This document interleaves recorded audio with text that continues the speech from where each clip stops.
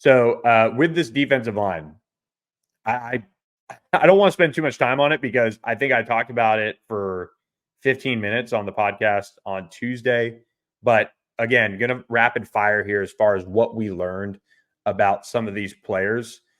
And Elijah Roberts, I think, is going to be an all ACC guy. I think enough said on that. He can bend. He's athletic. He's a leader. He wants to be dominant. He wants to be a first round draft pick. And when he's on, plays like it. So that's it. That's the Elijah Roberts. I'm just not going to get into too much more. I'm interested to see how they move him around. And we knew he was going to be good in fall camp, and he was that. Opposite of him, Jafari Harvey comes in from Miami, and he's going to play a lot. He's a bigger bandit than maybe SMU's used to. Having a guy like Nelson Paul, who's more of a speed edge rusher, having Isaiah Smith when he was a little smaller in terms of mass last year. And they bring in Jafari, and he's a big, strong, I think 6-year or 5th-year player who's started multiple seasons for Miami. And then Isaiah Smith comes in and puts on 30 pounds or so, and he looks like a grown man. I said this before, Isaiah Smith's stepped up in camp. And when I did a story for On the Pony Express, and I said, here are the players I feel like have stepped up in fall camp, I didn't put Turbo on there. But the reason why I feel like I didn't put Turbo on there is, one, I was really trying to limit it to, I think I did 1, 2, 3, 4, 5, 6, and 1, 2, 3, 4, 5, 6, 7. So I actually did 7 for defense, which is good. But I didn't want to go to 8. Like I don't know. I was trying to draw the line. It doesn't mean other people that haven't stepped up or whatever. But I also have been so high on Isaiah Smith since he got to campus that he just has continued to develop and do the things that I thought he was going to do. Like, I think he's got a chance to have an explosive, I have arrived, know my name type of story this season for SMU, and helping him and Jafari Harvey play off each other, I think, is a huge deal. Those two guys both have the ability to be weapons for SMU rushing the passer. Then you have Cam Robertson, who's backing up Elijah Roberts, who's physical, can play some quality snaps, has the athleticism, I think, that you want at the defensive end spot. He's a little thicker than Jalen Samuels was for SMU as well, so that helps in the run game. And that'll help Elijah Roberts rotate out a little bit, so maybe he's not as gassed at times during the course of a game. Then you have a lot of depth. David Abiara, Omari Abor, Braden Flowers once he's fully back healthy again from his knee injury, and Billy Walton, the Texas transfer, all look to provide good depth. That's I'm going to leave it there. Billy Walton looks like he's going to be a real big player for SMU next year. David Abiara and Omari Abor have really bought into what Calvin Thibodeau wants for them. I don't know if it'll pan out into a ton of snaps, but we'll see. Along the interior, look, you can't go wrong. Here's Tank Booker and Jonathan Jefferson are going to hold down the nose tackle spot with Blake Burris helping out there, the Texas Tech transfer.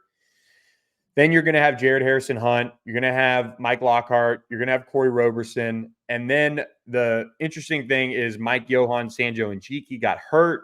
And that was unfortunate for SMU. So he's been out for a little bit, actually. And quite honestly, they're so deep at defensive tackle, I might have forgotten about mentioning that in a practice report now that I think about it.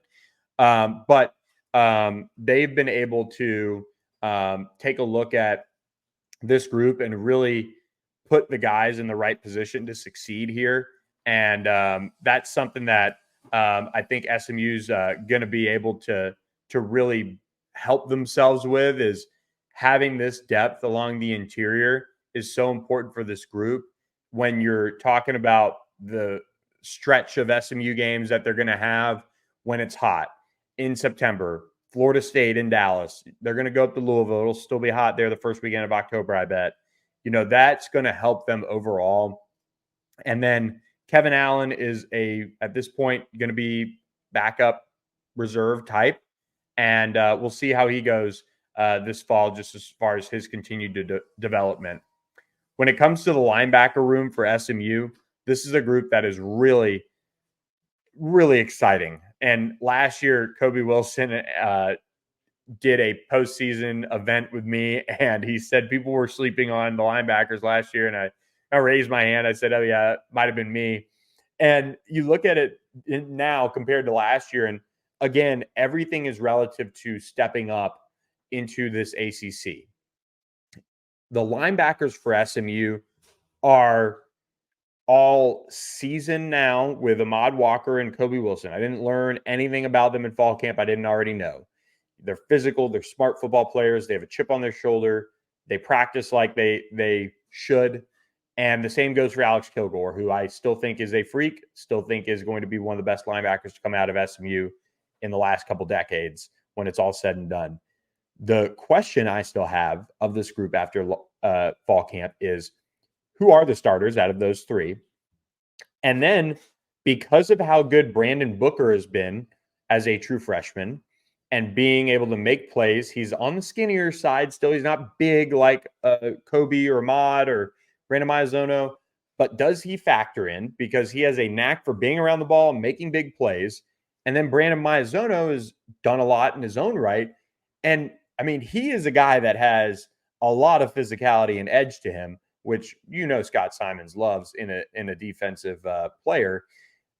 How does this pecking order all shake out? And by the way, Justin Medlock has had some really good fall camp moments, and Zach Smith is a true freshman who can very well help SMU on special teams. So they went from having a linebacker room that was, okay, we have Jaquandis Burns back. Jaquandis ended up moving on and, is going to graduate or whatever. But last year, there was so much question of, well, can Kilgore play a lot? Can Kobe Wilson go from Temple linebacker who played a good bit to being a starter? He did. This year, they have so much more depth and talent. I'm intrigued to see how they use them. When you go to the cornerback room, this is probably one of the most important positions on the team in terms of it's got to get right. And you look at Jahari Rogers, he had a funny quote. He basically needed to focus on academics. He needed to get right off the field, and he did that. And that has allowed him to focus more on football, from what he said, and not worry about what's going on off the field. And that has allowed him to play a lot better in fall camp. He's still somebody I don't know if I necessarily trust just yet, because there have been moments throughout his career at SMU where you haven't been able to see that talented player that I saw in high school and has all the upside and all those things emerge as a kind of a shutdown corner. That's why they moved Brandon Crosley to corner and, made that decision to do that. And so the Brandon Crosley move has been terrific. He's competitive, which when you watch corners, and I evaluate corners as far as who's SMU going after, who's getting out there on the field and things like that, competitiveness is one of the biggest things, and willingness to be physical. And Brandon Crosley has that. I think there's going to be moments where Brandon Crosley might have some struggles in coverage at times, but he's got that competitiveness and that drive to be physical, and that will help him overcome some of those things. I don't know how the move back to corner is going to go for him, but he's been strong in fall camp, and he's been sticky in coverage, which is a good sign, at least for SMU. The guy who has probably changed the narrative the most, though, is Deuce Harmon. In the spring, I would say Ricky Hundley was borderline disappointed with kind of just where he was at. And then he came in this summer with a renewed sense of work ethic and just kind of got his head on straight in a sense. And he's really been impressive in fall camp. So Deuce Harmon now stock back on the rise. The same could be said for Jalen Davis Robinson and AJ Davis. Now, these are two players that are both young redshirt sophomores that have a lot of football left to be played. But both have tools that Ricky Hundley likes. Jalen Davis Robinson has a ton of speed. AJ Davis is a very good talent at corner. It hasn't come together for them fully yet to grab starting jobs on the field during the season. Jalen Davis Robinson has a big chance to be a starter. It wouldn't shock me if he is, based on his fall camp. And then you have AJ Davis, who went from being this true freshman that was playing a little bit down the stretch and was looking like he was going to be a starter as a true sophomore, or I guess a redshirt freshman, and it didn't pan out.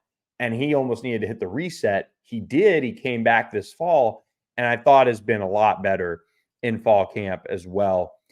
And then you have the two freshmen, Alex Rogers, who will probably redshirt, needs a weight room. And then Speedy Nettles is kind of the wild card because physically Speedy is ready to go, and he's going to be able to provide help if SMU needs it. So the cornerback room is going to be one where we're going to have to see it to believe it.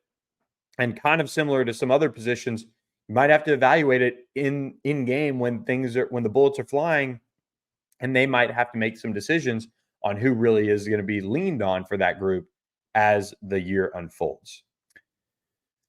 Finally, the safety room. I don't want to spend much time on this. I'll say this. CJ Sanders, if you want a kind of lukewarm take, if you've been out of practice, CJ Sanders might be the best safety on the team.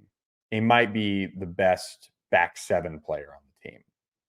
So Elijah Roberts front, CJ Sanders, with how physical he is, how smart he is, how good he is in coverage. It wouldn't shock me at all if he was the best. Now, the good news for SMU is Ahmad Moses and Jonathan McGill are outstanding. Isaiah Wokobia is outstanding as well, but he's also coming back from a little bit of a hamstring. So I'll be interested to see once SMU gets to game week, does SMU manage an Isaiah Wokobia like they're going to manage maybe some other guys here and there? And they let CJ, Jonathan, Ahmad Moses roll. And then you have, quite honestly, you have Jaden Milner-Jones, who they think is going to be a stud. Now, I would agree. Saw him in high school, played a lot for Colorado. He's going to be a stud. Abdul Muhammad has made plays all fall camp. He's earned some opportunities in the early season as well. But so is Kyron Chambers. Physically, he looks a lot stronger. He looks a little bit more comfortable. He's been working out after practice. And then you have Jalen Moses, who has had a couple interceptions now in practice, but the true freshman will probably redshirt. So Scott Simons has whittled it down to CJ Sanders, Jonathan McGill, Ahmad Moses, Isaiah Wokobia as the four is what he calls them. And then you're looking for somebody to be able to be plugged in and be trusted on the back end beyond that. So safety room, I'm not worried about. I knew a lot of things. I will say Abdul Muhammad had a great camp. Kyron Chambers had a strong camp. And Jalen Moses looks like another undersized safety that Scott Simons might have hit on. So finally, Colin Rogers will be your kicker. We didn't get to see much of him. Isaac Pearson is going to be your punter.